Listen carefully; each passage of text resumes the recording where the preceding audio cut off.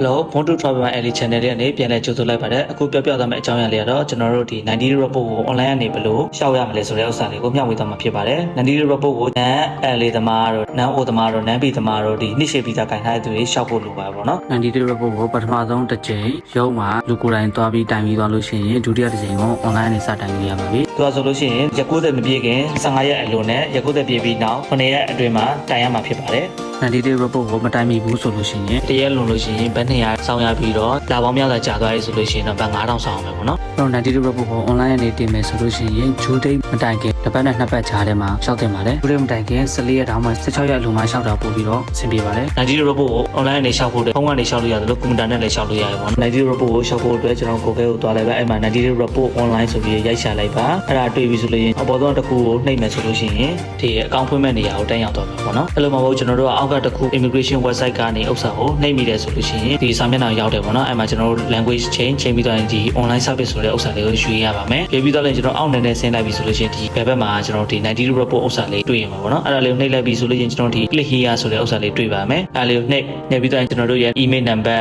အပြည့်နာမည်အပြည့်ဖုန်းနံပါတ်အဲ့ဒါဖြည့်ပြီးသွားလို့ရှိရင် apply ကိုနှိပ်လိုက်ပါအပြီးသွားလို့ရှိရင်ဒီ confirm ကိုဆက်နေပေါ့နော်ဆက်နှိပ်လိုက်လို့ရှိရင်ကျွန်တော်တို့ email တွေကို immigration ကနေမှပို့လိုက်တဲ့ link လေးရောက်လာမှာပေါ့နော်အဲ့ link လေးကနေဝင်ပြီးသွားလို့ရှိရင် password ချိန်လို့ရရပါတော့ password ချိန်ပြီးသွားရင် save နှိပ်လိုက်ပါ save နှိပ်လိုက်ရင်ဒီနေရာကိုရောက်မယ်ပေါ့နော်ကျွန်တော်ဒီဘယ်ဘက်ကတော့စပြီးတော့တိုင်တဲ့သူတွေနှိပ်ရမယ့်ဥစ္စာပေါ့နော်ညာဘက်ကတော့ state တဲ့စစ်တဲ့ဥစ္စာပေါ့နော်အဲ့ဒါကြောင့်မလို့ကျွန်တော်ဒီဘယ်ဘက်ကဥစ္စာလေးကိုနှိပ်ပြီးတော့ form လေးဖြည့်ပါမယ်အဲ့မှာ passport number ဖြည့်ရမယ်နောက်ပြီးတော့နိုင်ငံသားဥစ္စာဖြည့်ရမယ်ပေါ့နော်နောက်ပြီးတော့စာနေဆိုတဲ့ဥစ္စာကတော့မိမိနာမည်နောက်ဆုံးတစ်လုံးပေါ့နော်နောက်ပြီးတော့ given name ကကျတော့မိမိရဲ့ရှိနာမည်နှလုံးရှိရင်လည်းရှေ့နှလုံးပေါ့နော်မိမိရဲ့နာမည်3လုံးရှိရင်ရှေ့ကနှလုံးထည့်ရမယ်ပေါ့နာမည်နောက်ဆုံးတစ်လုံးပေါ့နော်နောက်ပြီးတော့မိမိနာမည်4လုံးရှိရတဲ့ given name မှာနာမည်3လုံးဖြည့်ပြီးတော့အပေါ်မှာတစ်လုံးဖြည့်ရမယ်ပေါ့နော်နောက်ပြီးတော့ middle name မှာဖြည့်ရမလို့ပါဘူးနောက်ပြီးတော့ gender ရဲ့မွေးနေ့တွေရဲ့နောက်ပြီးတော့စရောက်တဲ့နေ့ပေါ့နော်passport စာအုပ်ရဲ့ stamp မှာကြည့်လိုက်ပါတာရန်တွေရဲ့နောက်ပြီးတော့မိမိရဲ့ visa သက်တမ်းကုန်မဲ့ရက်ကြည့်ရပါမယ်နောက်ပြီးတော့မိမိရဲ့ condo မြင့် condo အပတ်မဲ့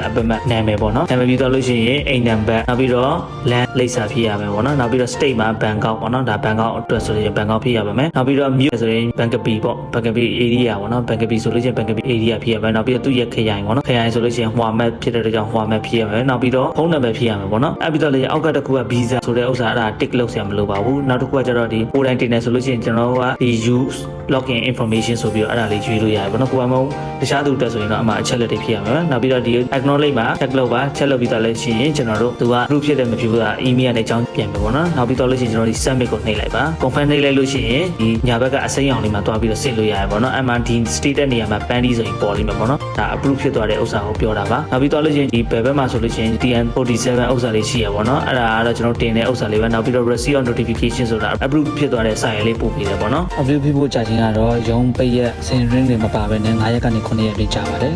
ဟုတ်ကဲ့ဒီဗီဒီယိုလေးကြည့်ပြီးသွားတော့အဆင်ပြေပါလို့မျှော်လင့်ပါတယ်ကျွန်တော်ရဲ့ YouTube လေးကိုလည်း like and subscribe လေးလုပ်ပေးကြပါဦးအားလုံးကိုကျေးဇူးတင်ပါတယ်နောက်ဗီဒီယိုတွေမှာပြန်လည်တွေ့ကြပါမယ် bye bye